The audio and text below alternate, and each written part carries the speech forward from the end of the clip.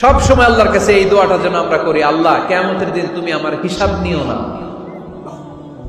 আল্লাহ তুমি আমার বিচার বসিও না, আল্লাহ তুমি দয়া করে আমারে মাফ করে দিও। আল্লাহ যার বিচার করবেন ও জাহান্নামে যাবে, আর যার বিচার করবেন না সে জান্নাতে যাবে। আল্লাহ যদি বিচার করে আর পাই টু পাই হিসাব নেয়, নামাজ পড়লি না কেন, রোজা রাখলি না কেন, মিথ্যা বললি কেন, খাদ্যে ভেজাল দিলি কেন, মাছে ফরমালিন দিলি কেন, যৌতুক খাইলি কেন, ঘুষ খাইলি কেন, উল্টাপাল্টা করলি কেন, জিনা করলি কেন, একটার পর একটা প্রশ্ন বানে যদি সেই ভয়ঙ্কর দিনে আল্লাহ আমাদেরকে জর্জরিত করে, আমাদের কোনো উত্তর আছে? সেদিন আমাদের বাঁচার কোনো উপায় আছে? তাই আমরা সবাই আল্লাহর কাছে দোয়া করবো, আল্লাহ কোনো বিচার টিচার মানি না, কোনো বিচার করতে পারবো না, দয়া করবা।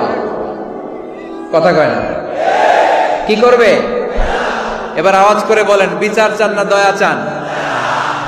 কার এরকম ভরসা আছে যে হুজুর আমি এত আমল করেছি, আমার আমলের বদৌলতে আমি জান্নাতে ঢুকব?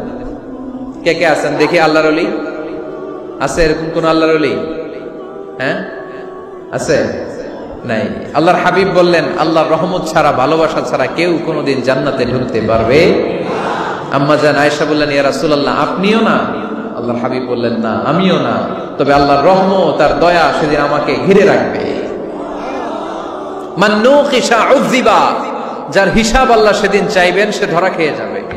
তিনি যদি দয়া করেন তবেই আমরা জান্নাতে যেতে পারবো, ঠিক কি না? এজন্য আল্লাহ বললেন, আর রহমানু আল্লামাল কুরআন খালাকাল ইনসান আল্লামাহুল বায়ান। আমি হলাম রহমান। কাফেররা বলে রহমানকে জানি না, রহমানকে চিনি না। আল্লাহ বলে রহমান রে চিনে না, আমার নাম রহমান, আমি দয়ালু, আমি মেহেরবান, ঠিক কি না? এজন্য প্রতিদিন সূরা ফাতিহায় দ্বিতীয় আয়াতটা আমরা কি পড়ি? আর রহমান আর রহিম, ঠিক কি না? তিনি দয়ার সাগর, তিনি মায়ার সাগর। আমরা বললাম, আল্লাহ ঠিক আছে আমরা বুঝেছি আপনি দয়ার সাগর, আর আপনি কি করেন?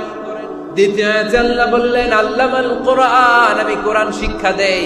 শুধু দয়ার সাগর হয়ে আমি আল্লাহ বসে থাকি নাই, তোমাদের হেদায়েতের জন্য আমি কোরআন নাজিল করে দিয়েছি। আল্লামাল কুরআন, আমি কোরআন শিক্ষা দেই। আমাদেরকে কোরআন শিখিয়েছে কে? বিশ্বনবীকে কোরআন শিখিয়েছে কে? আল্লাহ। এজন্য দুনিয়াতেও যারা কোরআন শিখায় তাদের মর্যাদা বাড়ায় দেয় কে? বাংলার জমিনে যারা কোরআন শরীফ শিখায় এদের মর্যাদা সবচেয়ে কম, এদের বেতন সবচেয়ে কম, এরা সমাজে সবচেয়ে বেশি অবহেলিত, ঠিক কি না? আল্লাহর কাছে এরা সবচেয়ে বেশি সম্মানিত। আল্লাহর হাবিব বললেন, খায়রুকুম মান তাআল্লামাল কুরআন ওয়া আল্লামাহু, তোমাদের মধ্যে আল্লাহ তাআলার কাছে সবচেয়ে প্রিয় শ্রেষ্ঠ ওই মানুষটা যে নিজে কোরআন পড়ে আবার অন্যরে পড়ায় দেয়। সুবহানাল্লাহ পড়ে। আপনি যদি কাউরে শুধু সূরা ফাতিহাটা শিখান, কোন সূরা? সূরা ফাতিহাটা যদি শিখায় দেন, সে যতদিন সূরা ফাতিহা তেলাওয়াত করবে ওই তার তেলাওয়াতের একটা পার্সেন্টেজ সওয়াব আপনার আমলনামায় আছে না নাই? সে যদি আবার আরেকজনকে শিখায়, ওই লোক যদি আবার আরেকজনকে শিখায় দেয়, এরকম যতজনকে তারা শিখাবে প্রত্যেকের তেলাওয়াতের একটা পার্সেন্টেজ সওয়াব আপনার আমলনামায় ঢুকায় দিবে কে? এজন্য কোরআন নিজেও শিখবো, অন্যকেও শেখাবো। রাজি আছেন তো? এক একটা মসজিদের মুয়াজ্জিনের গলা হবে এরকম বিশাল উঁচু, কিয়ামতের ময়দানে সবাই আমরা এর দিকে তাকায় থাকবো, কিরে ভাই তোর গলা উঁচু কেন? সে বলবে, আমার এই গলা দিয়ে প্রতিদিন 5 বার আমি আজান দিয়েছি। কিয়ামতের ময়দানে ঠিকই সম্মানিত, দুনিয়ায় আমরা চিনলাম না ওনাদেরকে। এজন্য কোরআন শিক্ষার আসর যেন আমরা গড়ে তুলি।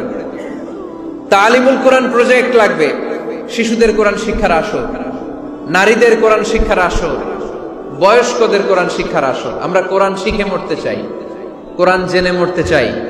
No excuse will be granted that day. সেদিন আল্লাহ কোনো এক্সকিউজ গ্রহণ করবে না।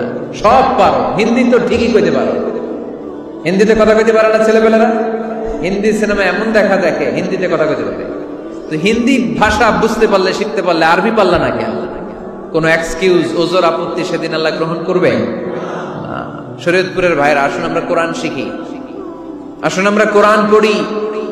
প্রতিদিন একটা আয়াত হলেও কমপক্ষে আমরা যেন কোরআনের অর্থ করি, বঙ্গানুবাদ করি। রাজি আছেন তো?